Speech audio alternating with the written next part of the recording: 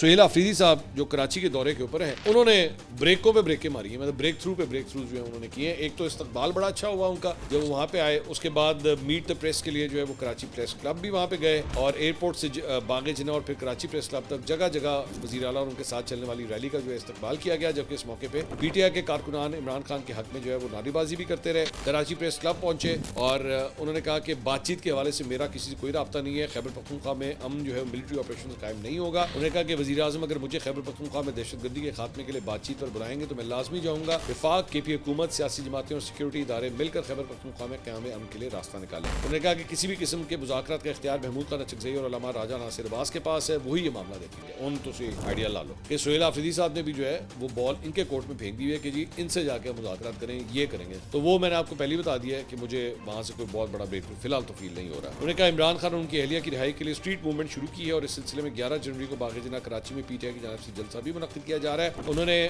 صحافیوں سے تاخیر پر پہنچنے پہ معذرت کی اور کہا کہ کارکنان کے بہترین استقبال کی وجہ سے میں دیر سے پہنچا ہوں. میرا یہاں آنے کا مقصد یہ ہے کہ عمران خان نے مجھے ذمہ داری دی ہے کہ اسٹریٹ موومنٹ جو ہے وہ میں کر سکوں.